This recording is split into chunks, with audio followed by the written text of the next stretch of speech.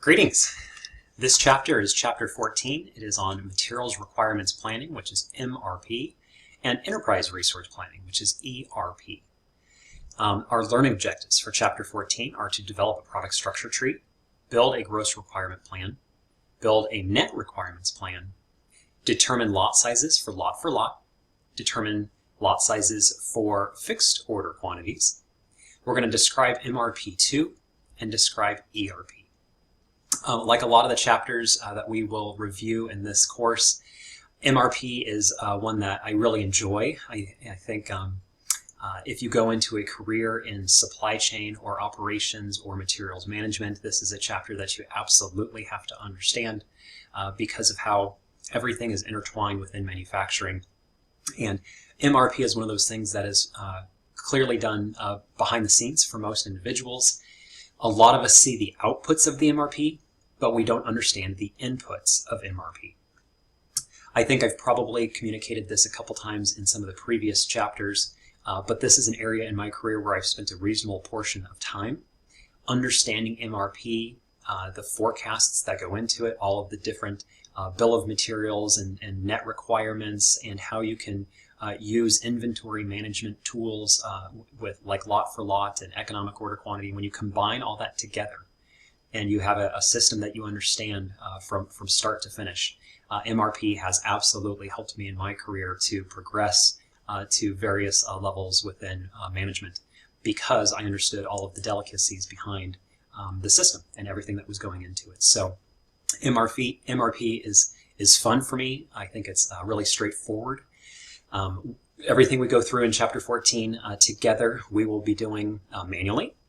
So please make sure you print some copies of the MRP matrix so that you can have them when we go through them together in some of the later videos. But it's going to be a lot of fun. We're going to do a lot of math together. We're going to work through these MRP gross requirement plans, net requirement plans together, and so that you understand all of MRP and what goes on behind the scenes. Most of you, when you go and you have a career in manufacturing or operations, you will be using an MRP system. You will not be doing everything manually, but it's still important to learn everything that goes on within the MRP system so that you understand all the various inputs and the various outputs and how to make sense of all of it. So MRP, what is MRP? It's a dependent demand technique that uses bill of materials, inventory, expected receipts, and a master production schedule to determine material requirements. MRP in a nutshell essentially tells us what to buy or make, when to buy or make it, and how many to buy or to make. So again, MRP, it says what to buy, when to buy it, and how many to buy. It's really a quite simple algebraic tool that we can use to understand what to buy, when to buy it, and how many to buy. If you're manufacturing something and you're creating work orders, then it's what to make, when to make it, and how many to make. And that's essentially MRP in its nutshell. The benefits of an MRP system is that it helps us respond quicker to customer orders. We can have faster responses to market changes. It improves utilization of facilities and labor, and it helps us to reduce our inventory levels. It helps us to do all of these things because it takes into consideration the inventory that we have on hand, when orders are coming in, how many of something that we need, so the gross requirements, and then it adds them all up together, subtracts what we already have on hand, and then it tells us our net requirements, which we'll go over throughout this chapter, of exactly what we need, when we need it, and how many we need. MRP is a dependent demand model. So the demand for one item is related to the demand for another item. Here's an example. If you go out and buy one car, you know that that car needs 4 tires. Those 4 tires are dependent on the sale of one car. Where MRP is so great for those of us in forecasting and materials management is it's really easy to do that math in our head when we are going to sell one car and we know we need 4 tires. But now picture you're someone who works in Toyota or Ford or GM, and you sell 13,250 cars, and you already have 7,219 tires in stock. Well, now how many tires do you need to buy? Well, it's a dependent demand model, and MRP will help us to calculate exactly how many of every product we need to go out and buy to fulfill our orders. Those tires are dependent on the sale of a car. So I went over this a couple weeks ago on Chapter 12, which is Inventory Management, but I want to reiterate it again for tonight's discussion on MRP. So the various types of inventory are raw materials. Raw materials have been purchased but not processed.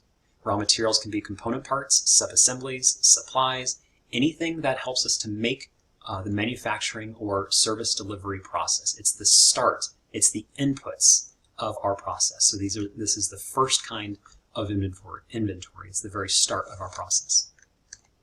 Next would be work in process, or WIP. This is when those raw materials are being transformed into something of value. So we're adding value to the raw materials. They are work in process. They have undergone some kind of change, but are not completed. So they are in process of that transformation process. And then last would be finished goods. Finished goods are our output. So this is a completed product that is ready for distribution or sale to the customers. So generally we get our raw materials, we work on them, we transform them into some kind of good. They continue to get more and more value throughout our process. And then they are ready to be shipped out to our customers, which is our output and our finished good. This is another example of the difference between independent and dependent demand models. Component A is your finished good. This is an independent demand item. So independent demands are your finished goods, items that are ready to be sold. Your dependent demand items, everything that falls underneath item A, these are components that are needed to make the top assembly or the finished good A. They are all dependent on the items that go into the selling of item A. So item A is an independent demand. Demand is uncertain and needs to be forecasted. Everything underneath that, items B, C, D, and E, they are all dependent demand. Demand is certain because it is calculated based off of the demand for your independent items. We'll go into this more later, but this is a very simplistic product structure tree. You can see that it kind of branches out like a tree. Item A is your finished good. That next level down, items B and C, those are your work in process. And then the items below that, D, E, and F, those are your raw materials. So you can see on that lowest level, those are raw materials. When you add them together and you start to transform them and add value to them, they get created into something that's a work in process. That's the higher level of the product structure tree. And then as you go and you create more and more components or parts, or you add more of the processing that is needed, then it becomes your finished good. This chart shows the difference between independent versus dependent demand. This is not to scale, but this just kind of gives a couple examples that independent demand is generally relatively stable because, when you go and you sell one piece, you might use them slowly, you might make them slowly. And so independent demand, you don't see a whole lot of variation. When you start talking about the dependent demand items, unless you're a very lean facility where you've got single piece flow or just in time and you're doing building one unit at a time, dependent demand is very lumpy because we are buying and producing products in batches, we're receiving products in batches, and we consume things generally in batches. So we want to try and transition to single piece flow and lean manufacturing and just in time. But for the most part, our dependent demand is very lumpy and things are done in batches. So this is just a visual depiction of what that looks like for the differences between independent demand and dependent demand. So let's talk about the structure of MRP, the things that go into MRP. There are inputs into MRP, and then there are outputs of MRP. You need to understand all of them so that they make sense to you as we go through this today. So some of the various inputs into MRP. There's your bill of materials. A bill of materials is a listing of all the components, the descriptions, the quantities to build one unit of a product. Remember that, one unit of a product. So we've got to know the parts that are needed to build whatever it is that we are making, whether it's a hamburger or a car. They both have a bill of materials. The next input into MRP is lead time. This is the time between the start and finish of a production or delivery process. So if something takes 8 weeks from when we order it to arrive, that's the lead time. Next is inventory data.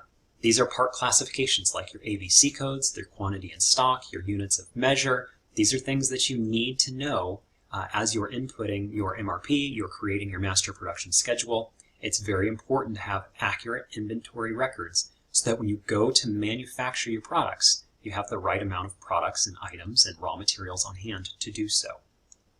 If you recall when we talked about Chapter 12 with inventory management and the cycle counts, that it's very important that the products that you think you have on hand, you actually do, because MRP will not know if your inventory is accurate or not. It is all based off of what it's told. So if your MRP system thinks you have 100 units of something in stock, but you only have 95, then you're going to be off by 5 pieces, and your MRP output is going to be off by 5 pieces. So accurate inventory records are very critical. Last but not least is purchasing data. This is your costs for items, which supplier you're going to buy from, the economic order quantity that you're purchasing from your vendor base. So you've got your purchasing data, which is, again, who to buy from, how long it's going to take to get it to you, and who provides you with that SKU or that item. That is all purchasing data, and it's one of the inputs into MRP. So you can see there's 4 inputs. There's the bill of materials, there's the lead times, the inventory data, and the purchasing data. And all of that together are the inputs that are needed for MRP. We'll talk about the master production schedule here in just a little bit. But the master production schedule in general is someone who's looking at the forecast for the products. Whether it's an aggregated forecast or a disaggregated forecast is kind of a moot point. They look at everything. And so one of the key responsibilities for someone who is a master scheduler or who does the master production schedule is to make sure all of these inputs in MRP are accurate. So when you're looking at a bill of material, if it says that for every car, you know that you need 4 tires, but if for some odd reason they made a typo and the bill of material says 3 tires, one of the key things you do when you are checking your work is to make sure that those bill of materials are accurate and that the BOM actually calls out 4 tires, not 3. Same thing with lead times. If a lead time says, oh, it only takes 3 weeks to get here, but your purchasing team knows that it takes 6 weeks, you need to update your lead times in the system so that when you run MRP, everything is accurate. So it's very critical that all of your data files on that left-hand side are accurate, because then you get outputs. So the outputs to MRP are your MRP by period or by date. Both of these tell us what products are needed, how many, and when. So again, one of the biggest outputs of MRP is what products are needed, how many are needed, and when those products are needed. And the MRP period by report or by date is going to tell us that. The planned order report is generally for manufacturing. These are work orders. What products do we need to build internally? So if you think of purchasing advice, the little box underneath that as what are we going to buy? Think of your planned order report as what are we going to make? So again, that purchasing team is going to be looking at what raw materials are purchased. The manufacturing team is going to be looking at what work orders do we need to create to take the raw material and transform it into the finished goods through the work in process. So that planned order report will help us to understand what work orders are needed in manufacturing to produce our finished goods. One of the things about the purchasing advice, it's the PO report or a buyer's report. When I started my career, I was a buyer. And so I would get those little morning printouts of the MRP output, which was the purchasing advice. It would tell me, hey, Brent, go buy 100 widgets from this vendor, have them delivered on this date. And that's what the MRP report would tell me. It would tell me what to buy, how many to buy, and when I needed to buy them. And they would also tell me from who. And then I would also get a stack of papers that were my exception reports. And that would say, okay, for the things that you have on order for this particular SKU, you either need to pull those in because we're expediting an order, Or maybe you need to push them out because an order got delayed, or we've got some other shortages that need to be addressed. So those are exception reports in MRP. So MRP, one of the key inputs is the master production schedule. The master production schedule, or the master schedule, is one of the primary inputs. It states what to be made, usually the finished goods, and when. So if you're building a car, you're going to have a master production schedule for 1,000 different cars or 1,500 different cars. That's your aggregated plan. That's the development of a long-term output and the resource plan in aggregated units of measure. That's everything all together. So if you're building 1,500 cars, you might have various different models. Well, those different models are the disaggregated plan. That's the process of translating aggregated plans into the short-term operational plans that provide the basis for the weekly and daily schedules and the details and the resource requirements that are necessary. So a really good example of the difference between an aggregated plan and a disaggregated plan and how it all is put into the MPS is on the screen that you can see now. So you can see that the plan shows the aggregated plan has 1,500 units that were going to be manufactured in January. There's going to be 1,200 units that are manufactured in February. But let's break down January for just a second and look at the master production schedule for January. So we have the 240 watt amplifier. 100 units are going to be built in week 1 and 100 units are going to be built in week 3. The 150 watt amplifier, we're going to have 500 units in week 2 and 500 units in week 4. For the 75 watt amplifier, you have 300 units that are due in week 3. That is the disaggregated master production schedule. So when you take all those up, 100 plus 100 plus 500 plus 500 plus 300, you get your aggregated plan of 1,500 units in January.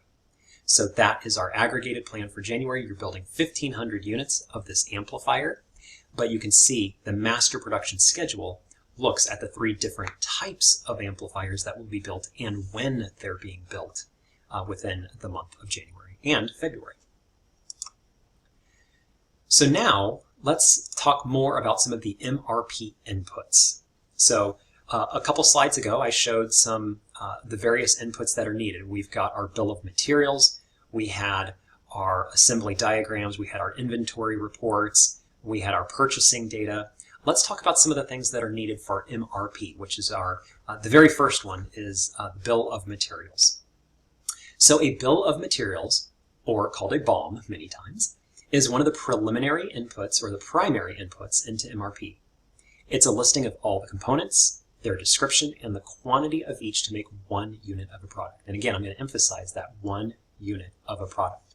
MRP will help us to calculate out if we're going to make 40,000 cars or 20,000 hamburgers or whatever it may be, all of the dependent items that are underneath that. But the bill of materials specifically is just for 1 unit of a product. We also have a product structure tree. This is the visual depiction of the requirements in a bill of materials where all components are listed by levels. So on the bottom right-hand side of the screen, you can see that for the Hard Rock Cafe Hickory Barbecue Bacon Cheeseburger, you need 1 bun for every cheeseburger that you're going to sell. You need 1 bun. You need 1 8-ounce hamburger patty. You need 2 slices of cheddar cheese for every cheeseburger. Not 1 slice, not 3 slices, but 2 slices. So that is your bill of materials. You can see that when you go all the way down to the burger set, a few levels down, this is called an indented bill of materials because the burger set has subset items that go into the set.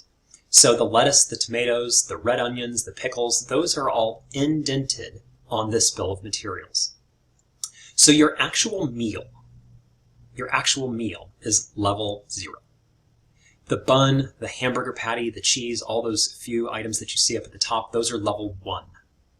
The items that go into the burger set, the lettuce, the tomato, the pickle, those are all level 2. So this is an indented bill of materials. A product structure tree or an assembly diagram, these are also used as MRP inputs. They're a very critical piece in the designing of our MRP and the designing of the product in general. So you've got your bill of materials, which is the list of all of the items that go to make one unit of a product. But now let's look at something else that we use. So this is our assembly diagram. So now let's pretend for a second that we're using a chair. We're creating a chair. So our finished item is a chair. In that chair, we've got front legs, a seat, we've got side rails, and all of the different items on that bill of material that go into making this finished good or this chair. The chair is the independent demand. It is our finished good. The front legs, the seat, the side rails, these are all dependent demand items. These are work in process or raw materials that go into building this chair assembly. After we have done our assembly diagram, we can create a product structure tree. So you can see we have our assembly diagram of the chair. Then we have the product structure tree. So for the chair, which is our level 0, underneath that we've got our leg assembly, our seat, and our back assembly. These are 3 different items that go into creating the level 0 item, which is our finished good assembly of the chair. So the leg assembly is whip. And you can create the leg assembly at a different time than you build the back assembly. So just keep that in mind as you're you're working on your master production schedule or looking at inventory management, that you don't have to create everything all at the same time. You can create your back assembly at one time and then your leg assembly at another time, and then those work in process work orders will be completed and sitting in stock. This is relevant later when we do our MRP because you will have a lot of your dependent demand items, and whether they're raw materials or work in process is irrelevant for the MRP calculations. It's just products. They're all assigned a SKU. And so if you've got raw materials in hand, that's great. If you've got work in process in hand, that's great. But you need to calculate out how many you will need of your finished goods, your work in process, and your raw materials. So you can see, just again, looking at the assembly diagram, look at the leg assembly on the left. There's 1 crossbar and 2 front legs. So on your product structure tree, you can see that it says legs, 2, and crossbar. You need 1 crossbar, so it's just implied that 1 crossbar is needed for the leg assembly. If you go to the right, you've got your back assembly. You can see by the drawing there's 2 side rails, 1 crossbar, and 3 back supports. So this is your product structure tree. The assembly diagram, the product structure tree, and the bill of materials are all critical. They are all needed for MRP processing. This is where a lot of times manufacturing or operations and engineering work together to make sure that that bill of materials is accurate, because if the bill of material or the product structure tree is incorrect, because it's one of the inputs into MRP, that you'll need to correct that going forward. Otherwise, all of your outputs in MRP are going to be inaccurate as well. So MRP, one thing that I haven't mentioned up to this point yet is that MRP, the actual materials requirements planning, the process for MRP has not evolved much over the years. It's actually it's very simple algebra, and it hasn't evolved. So a lot of organizations use MRP systems, not ERP systems, MRP systems, and they haven't changed much. And so to give you an example of things that I learned, I just thought this was really funny to share. This won't be on your exam or anything, but this is my homework from when I was in college in the 90s, taking a course exactly like this one. It was Intro to Supply Chain and Operations, and you can see that back then I drew out a product structure tree, I drew out an assembly diagram, I created an indented bill of materials, and I put it all together, and that was the homework that I submitted for this MRP. So I had to do that.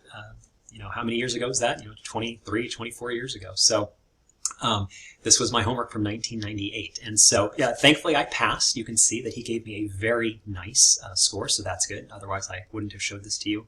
But the reason I bring this up is just to say that understanding MRP is critical, and it has not changed much in the last couple decades. But there are still many people that don't understand all of the inputs into MRP and how they affect those outputs. And so that really gives you a leg up in your career if you understand the difference of how MRP is processed and everything that goes into it. Okay, so let's do a product structure tree example. So our product structure tree in this one is for our level 0 is item X. So item X is level 0, and the things that go underneath it in our product structure tree is you need 2 B's to make 1 X. You need 1 C to create 1 X. So as you work your way down the product structure tree, you're going to see that you need 3 Ds, 4 Es, and if you look at level 3 and level 2, you can see that there's lots of E's that are needed throughout this bill of materials and throughout this product structure tree.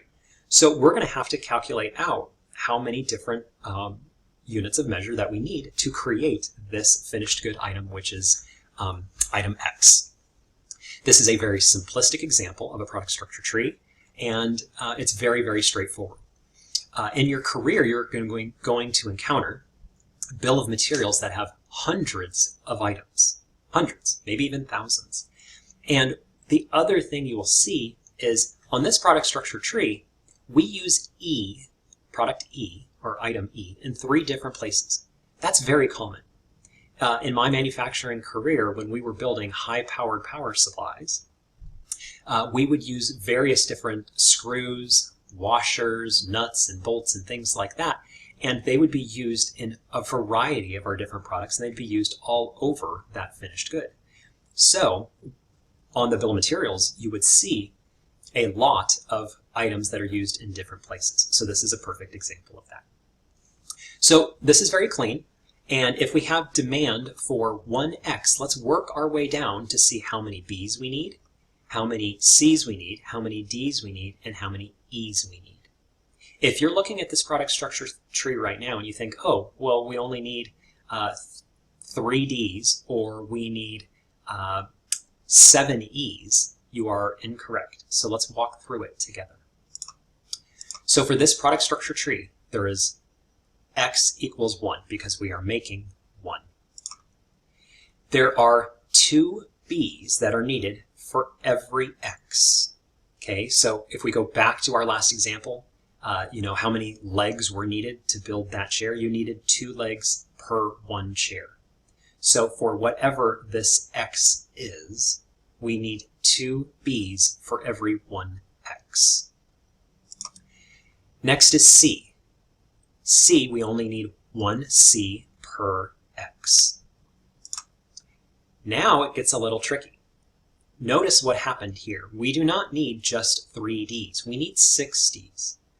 And the reason we need 6 Ds is you need 3 Ds for every B. But you need 2 B's. So you're going to multiply 2 times 3, and that gives you the requirement of 6D.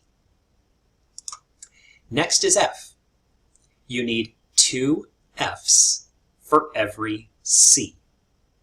So your requirements for F are 2. Next is E. E is the fun one. So E is used 3 places in this product structure tree. The first one is on the far left.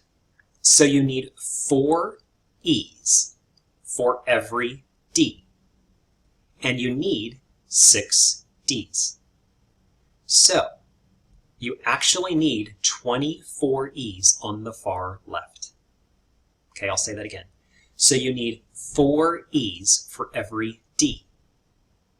And you need 6 D's. If you go back up to D, you needed 3 D's for every B, but you needed 2 B's. So you have to work your way down the product structure tree very methodically, because on the far left-hand side of this product structure tree, you needed 24 E's. So 24 E's on the far left, but then there's another E right in the middle, and that would be 1 E for every 2 B's. Then on to the right of that, you need 2 E's for every 1 C. So as you can see, the answer is already on the bottom left of the screen, but you will need 24 plus 2 plus 2. And that gives you a grand total of 28 E's that you need to make 1X. And again, this one's very clean because we're making 1X and we have no inventory of any of the other products. So now let's change it up a little bit. Let's get a little bit more. We're going to use the same product structure tree, but now we're going to change it up. Now let's say we want to make 10 X's. Okay, we want to make 10 X's. But we also have inventory of the various components. This is very realistic. Many times when we go to build something, we already have a lot of the components on hand. So to make 10 X's, we would work down that product structure tree again, just like we did the first time, but we are going to be making 10 of them, and we have components in stock. So step one. Step one is that we need 10 X's. So now we're going to go to the next level of our product structure tree. We need 2 B's for every X.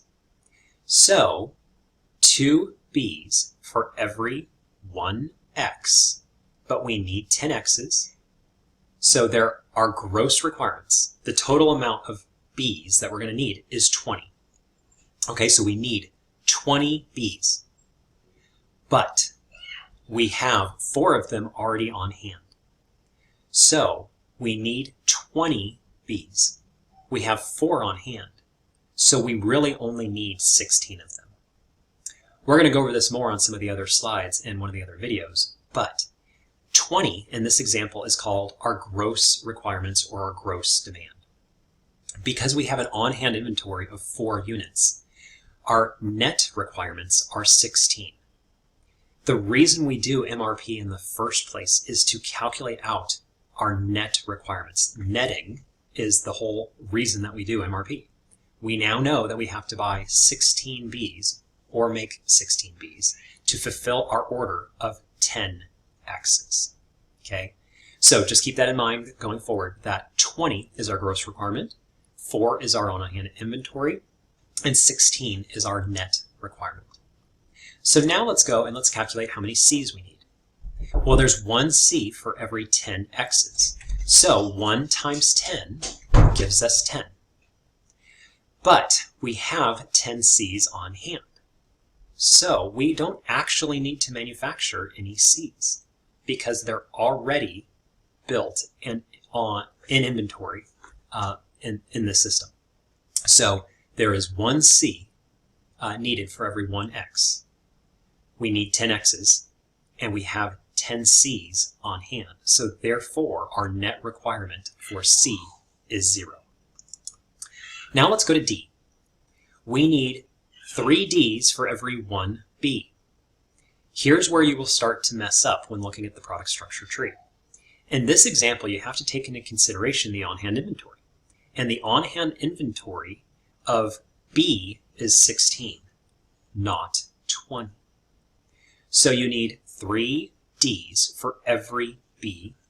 We have requirements of 16 B's.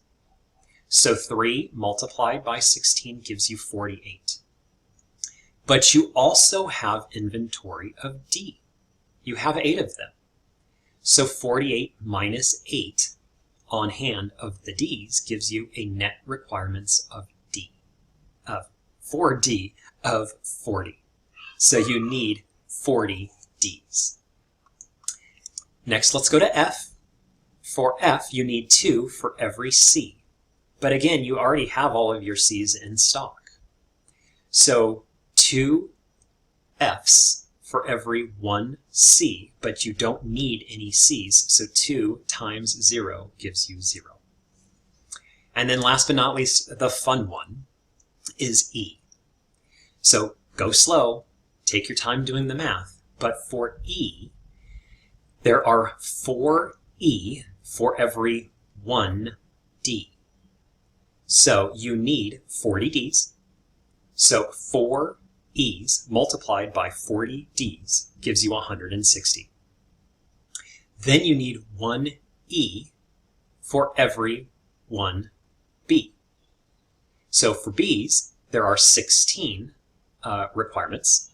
So 1 multiplied by 16 gives you 16. And then on the far right, you need 2 E's for every 1 C, but you don't need any C's because they're already in stock. So therefore, 2 times 0 is 0. So when you add 160 plus 16 plus 0, that gives you your gross requirement of 176 units of E. But don't forget you have on-hand inventory of E as well. So therefore, 176 minus 60 gives you your net requirements of 116 E's. You will see this again on your exam for Chapter 14 in this format. I'm going to give you a product structure tree. I'm going to give you the requirements of maybe 10 X's or 15 X's. You're going to see however many of the components are needed in the product structure tree. And then I'm going to give you some on-hand inventory. And you're going to have to be able to do this on your exam. Okay, to wrap up this video for MRP inputs, I talked about this already a lot earlier. Inventory records are very critical. And inventory records include the information on the status of each item by time period. So you need to know for your inventory records what your gross requirements are, your scheduled receipts, your amount on hand, your lead times, your lot sizes. All of that is critical to know as one of the inputs into MRP. And so again, we talked about this, that the gross requirement is the total that you need. It's before you've netted out what you have in inventory. Your scheduled receipts, that's just another way of saying what's on order, what's being purchased and on order, or what's being manufactured and on order. So it can be a manufactured order or it can be a purchase order, but a scheduled receipt is something that is on its way to being delivered or produced. The amount on hand is your on-hand inventory. Okay, it's sitting in stock at the time of running MRP. Your lead times is the total delivery or production time that it takes from placement of order to receipt of that order. Lead times are critical for your inventory records. And then lot sizes. Lot sizes can be 1, they can be 100. It can be the quantity that you need to make or to buy. You could use an economic order quantity, or you could use a minimum order quantity, whatever it may be, but lot sizes are critical for inventory records as well. And that is a summary of the inputs that are needed into MRP. So you've got your product structure trees, your assembly diagrams, your bill of materials, and how they all work together, taking your inputs into MRP and creating those outputs.